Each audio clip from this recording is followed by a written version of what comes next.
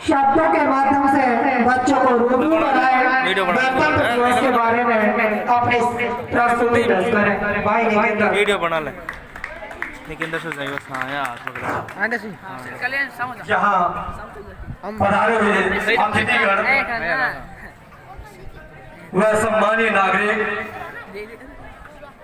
मातृशक्तियाँ एवं मेरे प्रिय छात्र एवं छात्राओं, मैं निकेंद्र देवा ट्यूशन क्लासेस की तरफ से 71वें गणतंत्र दिवस के उपलक्ष्य में ढेर सारी शुभकामनाएं देता हूं और आपका अभिनंदन करता हूं, स्वागत करता हूं। आप सभी को पता है कि आज हम 71वां गणतंत्र दिवस मना रहे हैं।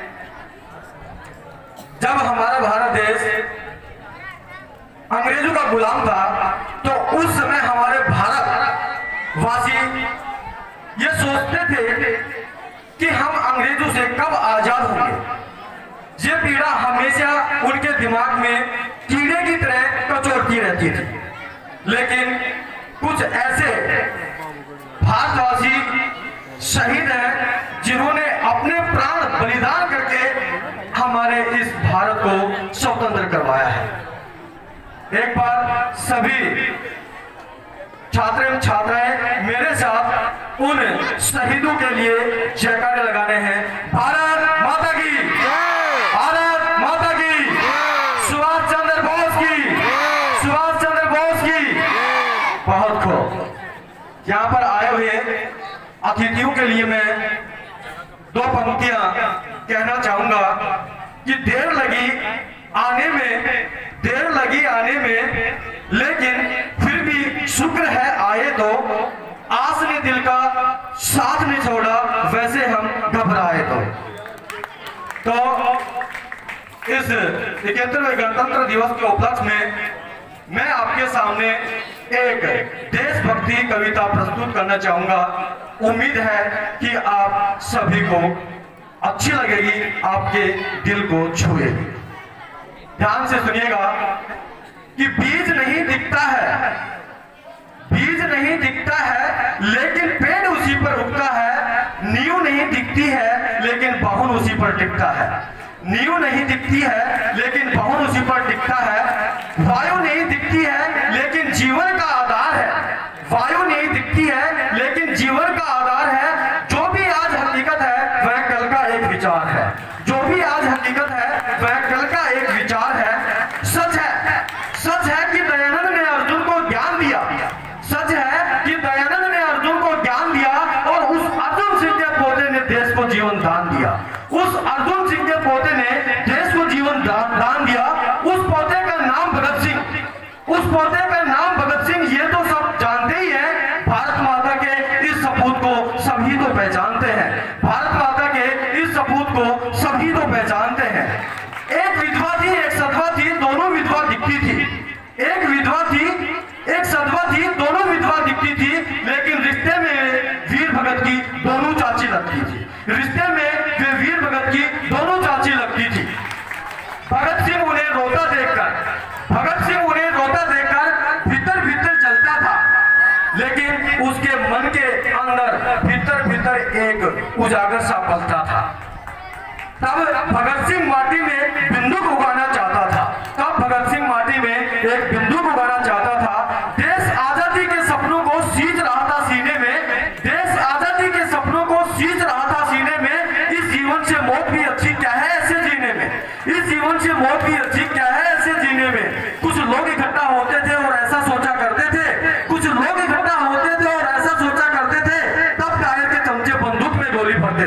तब टायर के चमचे बंदूक में गोली भरते थे। निर्दोष निहत्थे लोगों की लाशों में कोयले अटते थे। लेकिन तब भी आजादी के नाम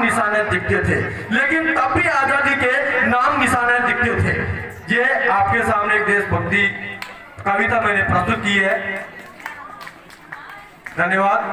उसके बाद में मैं आपके सामने एक मोटिवेशनल स्टोरी का सहारा लेकर बताना चाहूंगा कि हम अक्सर अच्छे कर्म करते करते ऊब जाते हैं। और वो अच्छे कर्म छोड़ देते हैं। कहते हैं सत्यमेव जयते, सत्य बोलने वाले की विजय होती है। लेकिन आज की जो दुनिया है, जनरेशन है, कलयुग है, क्योंकि आज हम किसी को किसी कार्य के लिए कहते हैं तो वो कल के ऊपर डाल देता है, हम कल करेंगे, कल देखेंगे, कल करेंगे। और इसीलिए ये जो युग है कलयुग बन गया है, कल युग। कहने का मतलब हम हर कार्य आगे के लिए डाल देते हैं, प्रेजेंट के लिए, वर्तमान के लिए। तो यही बताने के लिए मैं आपको एक मोटिवेशनल स्टोरी बताना चाहूंगा कि एक महिला थी जिसको हम वयस्क महिला बोल सकते हैं, 35-40 वर्ष की अवस्था थी। तो वो महिला रोज एक रोटी बनाती कौवे के लिए। कौवा तो आप सभी जानते ही हो, यस और no, tell me answer, only student. कौवा नहीं जानते, जिसको हम कागला बोलते हैं। तो वो कौवे के लिए रोटी बनाती और खिड़की के ऊपर रख देती। खिड़की सड़क के सहारे थी, तो सड़क से एक भिखारी गुजरता और खिड़की से वो रोटी उठा करके अपने बैग में डाल देता। बनाती किसके लिए? कौवे के लिए। लेकिन कौवा तो बेचारा लेके नहीं जाता, कौवा लेके जाए उससे पहले वो भिखारी आ जाता। उसको पता रहता था कि महिला इस टाइम में खाना बनाती है और इस टाइम में वहां पर रोटी मिलेगी। वो जैसे ही रोटी रखती है 5-7 मिनट के बाद में आकर के रोटी को उठाता है और 2 शब्द कहता है, 2 लाइनें कहता है। क्या कहता है? कि तेरा अच्छा किया हुआ तेरे पास में, तेरा बुरा किया हुआ तेरे पास में ही रह जाएगा, लेकिन तेरा अच्छा किया हुआ जरूर लौट के आएगा। ये 2 लाइनें, 2 पंक्तियां वो भिखारी उस महिला के लिए कह के जाता। ऐसा चलता हुआ कम से कम 10-15 दिन हो गए। महिला उसके शब्दों से, उसकी ये 2 पंक्तियों से ऊब गई। कहने लगे कि ये भिखारी खाने के लिए रोटी लेके जाता है, भगवान को आशीर्वाद तो नहीं देता है, हमें धन्यवाद नहीं देता है, लेकिन पता नहीं ये 2 पंक्तियां क्या बोल के जाता है जो मुझे कुछ समझ में नहीं आती। कहता है कि तेरा बुरा किया हुआ तेरे पास में रह जाएगा और तेरा अच्छा किया हुआ जरूर लौट के आएगा।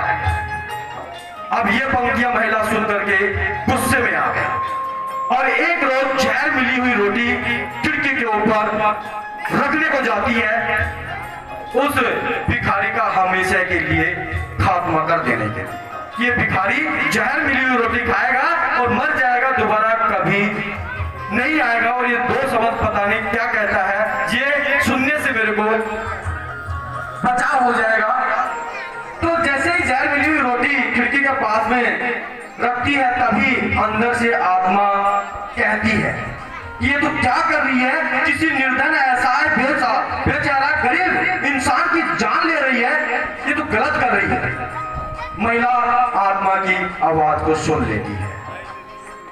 हम भी दोस्तों कुछ ऐसा करते हैं कि अगर चोरी करने के लिए चोर जा रहा है तो एक बार आत्मा कहती है कि ये तू गलत कर रहा है, लेकिन मन बार-बार कहता है कि यार चोरी करेंगे तो ऐश और आराम मिलेगा।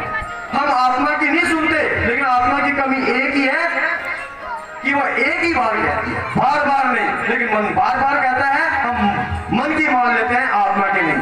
और मैं गारंटी के साथ कहता हूं कि जो विद्यार्थी, जो स्टूडेंट्स, जो नागरिक अगर आत्मा की मान जाए वो ही परमात्मा होता है, आत्मा ही परमात्मा होती है। लेकिन हम उसकी नहीं मानते। चोरी, जल्दी, मामा, गुटखा, बीड़ी, सिगरेट, तंबाकू, शराब पीने वाले को पता है कि इनका सेवन करने से कैंसर होता है, लेकिन फिर भी खाता है। ये कैंसर होता है, आत्मा कहती है, हम कहते हैं, हमारी समझ कहती है, लेकिन मन नहीं कहता। मन तो कहता है कि खाओ, जिंदगी 2 दिन की है। तो मैं कहानी को दोबारा से जोड़ना चाहूंगा कि बुढ़ी महिला रोटी रखती है तो अंदर से आत्मा कहती है कि तू गलत कर रही है, किसी भिखारी की जान ले रही है, ऐसा नहीं करना चाहिए। तो महिला उस रोटी को उठाती है और जहर मिली हुई रोटी को एक तरफ रखती है और जो सही रोटी बनी हुई थी वो रोटी ला करके दोबारा से खिड़की के ऊपर रख देती है। और फिर से वो भिखारी आता है, रोटी को उठाता है, कहता है कि तेरा बुरा किया हुआ तेरे पास में रह जाएगा और तेरा अच्छा किया हुआ लौटकर जरूर आएगा। भिखारी रोटी लेकर के थोड़ा सा 5 कदम आगे बढ़ता है, तभी एक 7-8 साल का बच्चा, बिल्कुल नन्हा सा, बाल बिखरे हुए, कपड़े फटे हुए, पांव बिल्कुल नंगे, और भिखारी के चरणों में आके गिर गया कि बाबा मुझे बहुत जोरों की भूख लगी है, मुझे खाने के लिए कुछ दे दो। तो बाबा ने कहा कि भाई मैं तो खुद भिखारी हूँ, बाकी कोई दिक्कत नहीं है, एक रोटी मेरे बैग में है, आधी तू खा ले आधी मैं खा लेता हूँ। तो दोनों बांट बांट करके रोटी खा लेते हैं और पानी पी करके चले जाते हैं। तभी महिला के दरवाजे के ऊपर रात्रि के 8 बजे दरवाजा कोई खटखटाता है। महिला उठ करके दरवाजा खोलती है और सामने देख करके वो आश्चर्यचकित हो जाती है। वो सामने कौन था? उसका अपना पुत्र। महिला कहने का मतलब उसकी जो माँ है उसके पल्लू से लिपट करके रोने लग गया और कहने लग गया कि माँ आज मैं मर ही जाता, आज मैं मर ही जाता।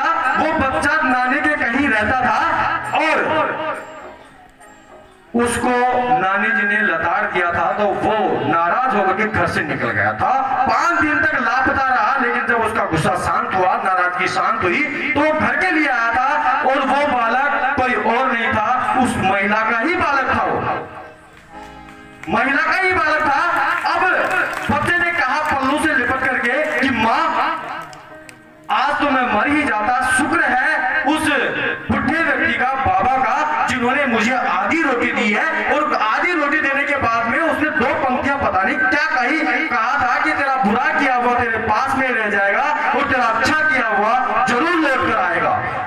मानो कि महिला की जो हृदय की धड़कन है वो रुक गई हो, सहन गई, आंखों में आंसू आ गए और उसको प्यार से चूमने लगे कि मेरा बेटा तू बच के आ गया।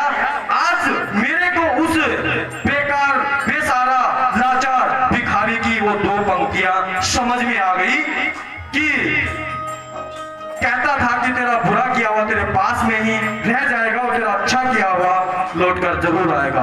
आखिर मेरा अच्छा जो कार्य किया था वो जरूर लौट के आ ही गया। इसलिए दोस्तों मैं आपको कहता हूं कि हम भी कभी कभी अच्छे कर्म करते करते थक से जाते हैं। ये अच्छे कर्म कर रहे हैं, भगवान कुछ फल ही नहीं दे रहा, देता है दोस्तों, देता है प्रत्यक्ष रूप से नहीं तो अप्रत्यक्ष रूप से जरूर देता है।